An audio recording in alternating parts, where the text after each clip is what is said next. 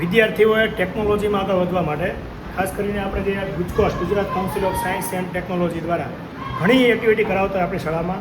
એમાં ટેબ્લેટની અંદર અલગ અલગ એક્ટિવિટી ખાસ કરીને ડિજિટલ લિટરેચરી ઉપર ખૂબ જ સરસ મજાનું કાર્ય કર્યું છે. અમુક બાળકો છે એ કેનવા, અમુક બાળકો છે અત્યારે એઆઈ, અમુક બાળકો નોટબુક એલએમ, અમુક બાળકો પીપીટી, અમુક બાળકો એક્સેલ, અમુક બાળકો એપ્લિકેશન ક્રિએટ કરે છે અને અમુક બાળકો છે એ ખાસ કરીને લોકો અલગ અલગ પ્રકારની એક્ટિવિટીમાં અને ખાસ કરીને અભ્યાસિક પ્રવૃત્તિમાં ટેબ્લેટનો ઉપયોગ કરી રહ્યા છે.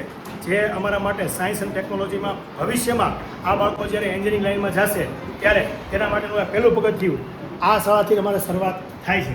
તો આપણે દરેક બાળકોની એક્ટિવિટી જોઈએ. આ ટેબ્લેટની અંદર કંઈક ને કંઈક એની નવી એક્ટિવિટી બનાવેલી છે. અમુક વ્યક્તિઓ છે તો ફ્લોર પ્લાન બનાવેલા છે આર્કિટેક્ચરની મદદથી. અમુક વ્યક્તિઓ છે અને એપ્લિકેશન પોતે ક્રિએટ કરી છે જે બાળકોના અભ્યાસમાં મદદ થઈ શકે છે.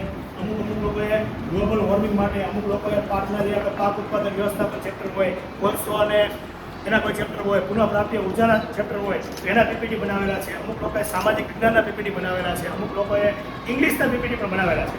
તો બાળકોએ ક્યાંક ને ક્યાંક ટેબ્લેટની મદદથી શીખવામાં બીજા બાળકો કરતાં અગ્રેસર રહ્યા છે. તો આપણે દરેક બાળકોની એક્ટિવિટી હવે ટેબ્લેટના માધ્યમથી જોશું. પ્લાન છે એમ કરતાં સુધી અહીંયા તોડવું આવશે. પછી ત્યારબાદ ઓલા આગળ વધતું એટલે અહીંયા પાર્કિંગ આવશે.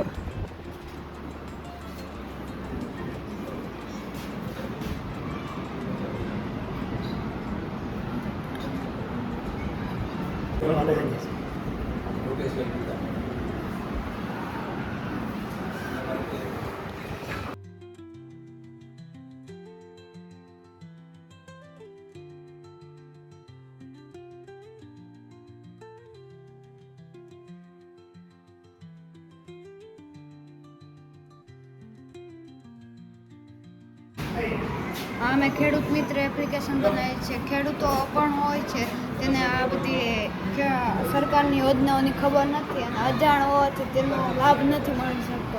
એટલા માટે અમે આ બધી એપ્લિકેશન બનાવી છે. તેમાં ભાવ પણ બતાવશે અને આમાં તમે લખશો જો આ